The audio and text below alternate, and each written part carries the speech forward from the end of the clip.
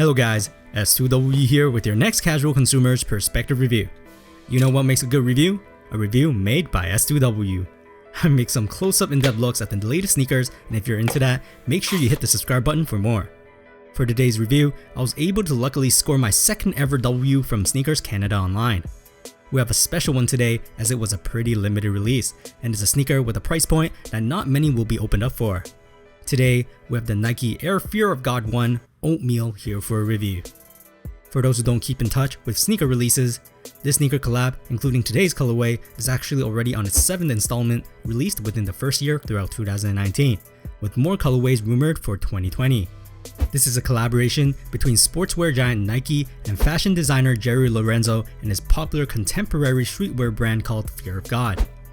For this oatmeal colorway, if I'm not mistaken for taking so many L's for these Fear of God ones, I think this is the first colorway that Canada has gotten physical pairs for sale at Canadian retailers. Many stores in Toronto did first come first serve, but I heard the stock was pretty limited. I don't like first come first serves, so I tried my luck online and hit one surprisingly. Considered as the best Nike Fear of God silhouette between their partnership, the packaging is next level, as it comes with a tote bag with the Nike Air Fear of God branding on it and also the Nike swoosh on the other side. The bag is actually pretty huge, with a netted mesh outer layer that protects the inner coating. It also comes with a small metallic bag and two more larger bags which the shoes are stored in. Let's take a closer look at these sneakers. With its premium price point, this basketball-inspired sneaker boot is not just for performance, but a recognized fashion item. As we can see, the shoe has a high-top luxury cut that's made for the option to play ball in as well. It has premium materials with supportive constructions that elevate the performance aspect of this shoe. Upperwise, it's made out of a nylon mesh construction from the back to the midfoot area, while premium hairy suede is found at the forefront where the toe box is. This construction is essentially the staple combination for all of the previous colorways so far except for one, the light bone colorway, which used leather instead of mesh. Regardless, the feel and look of the mesh and suede together feels very sleek and stylish, and the stitch marks that pull the two textiles together is very cleanly done on the surface. Here, as I brush my fingers against the toe box, you can easily see the hairs change color and it's very smooth in hand. We can also see the toe guard at the front, more to prevent the suede from tearing during hard stops from a performance standpoint, but it is 3M reflective here, which add points in a fashion perspective. As we look at the side profile, we'll see the translucent caging hanging onto the midfoot and also wrapping around the rear of the sneaker. Apart from looks, this caging will actually help more than just heel stabilization, but also the general fit, as it's attached to almost more than half of the shoe, reaching as high as near the ankle collars. On the lateral side, a small white swoosh branding can be seen too, with another Nike Air branding embossed at the heel, and a little Fear of God branding right at the midsole.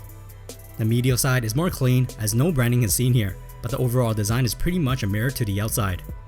Then if we look on the top of the shoes, we will see the interesting lacing setup that is held by a nylon opening at the front with fly wires and lace hole openings from the cage. I can imagine as soon as we tighten up these thick rope laces, the cage will naturally tighten up basically everything from the side to the hindfoot plus ankle area, keeping our feet firmly locked in. The laces are not tied up to anything out of the box, but the small metallic bag that I've spoken about during the unboxing will offer us 3 different colored lace locks that we can hook each shoe with, adding extra elements of style and versatility of course. Inside the metallic bag also offers an alternative white colored rope lace with a Fear of God hand tag as well. Looking at the back of the sneakers, we can see a zipper with the Fear of God and Nike branding can be pulled down to open up the shoes for easier entry. However, once you open it up, a standing flap of padded heel counter that acts as the shoe horn is the first thing we'll see. This exterior surface is made out of the same hairy suede seen on the toe box, with the inside made out of smooth, comfortable nylon stitched on with a suede patchwork of the Nike Air Fear of God branding. And right underneath this branding, we'll see the exact men and women sizing of the sneaker. As for the wall lining, the sneaker has a very nice and soft microfiber interior that's also perforated to help with ventilation. The salmon pink insoles are removable on this model, with the surface using the same material as the soft wall liner, plus an additional heel emblem with the numbers 6, 10, 24, and 25 that represent 2 specific Bible verses expressing Lorenzo's faith to God and his branding. Then if we look at the midsole, the shoe features a translucent sole unit with multiple debossed brandings, including Fear of God written right at the heel and also at the lateral side with the number 832, 91, and 66. honoring Jerry Lorenzo's grandfather by his military service number. And beside this is an icy blue transparent air window that exposes the double stacked zoom air cushioning inside the sneaker, adding a very futuristic space age look to this shoe. We can also see this cushioning inside the shoes when we remove the insoles, with comfy air pockets to cushion our weight. Finally, flipping over the sneakers, we will see a simple spiral tread pattern as the outsole traction, with the icy heel window transparent even underneath here at the shoe. And of course, with a Nike swoosh branding inside to finish it off. Anyways, here are some Nike Air FOG1 Oatmeal fit footage. Sizing wise, as a wide footer, I went true to size, and I have to admit they do fit a bit long. However, man is this model tightly fitted. I haven't even laced them up strongly, and I had a hard time jamming my feet in. Don't even get me started taking the shoes off, as it's probably the hardest shoe to take off that I've ever experienced. If you have narrow feet, you will definitely be able to go down half a size.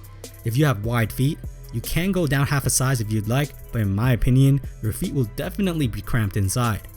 Even though I have some toe space up front for me to maneuver my toes, the tightness of the shoe will pretty much secure your fit with a firm hold. In other words, your feet won't move much once inside. I don't know how a half size down would feel, as lengthwise it would help cut down some toe space, but widthwise I feel like it will be more dreadful than it already is. Comfort wise, surprisingly, you will feel the heel air pockets on the footbed, especially the heel as a step onto the ground. It has an interesting air cushion feel for that heel to toe transition, but like I've mentioned, because the midfoot and front area fit extra tight, only the heel comfort as I strike the floor was a lot more sensational for me. Furthermore, the shoe is pretty heavy on feet too.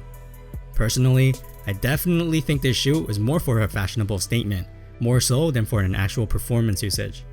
I do think the overall execution is done quite well for this silhouette, but I am a little disappointed in the QC aspect, as glue stains or dried up glue is all over the place, with certain areas that feel like there should be glue looks like there isn't enough. The stitchings are fine, it's just the adhesive part that they will need improvement on, especially on such an expensive shoe such as this one, retailing for a whopping total of 450 Canadian dollars before tax, nearing or reaching half a grand after tax depending on where we live. Again, if I am willing to pitch in this amount, I would have preferred a better QC inspection for them. As always, throw me some likes if you like this video, hit the subscribe button if you haven't already, and let me know in the comments how you feel about this silhouette. With the absence of Kanye West's Yeezy Boost 750 for 3 years now, I feel like this Fear of God collab brings back a lot of that missing void. It's just that these are Nike rather than Adidas. That's it for today, S2W signing off.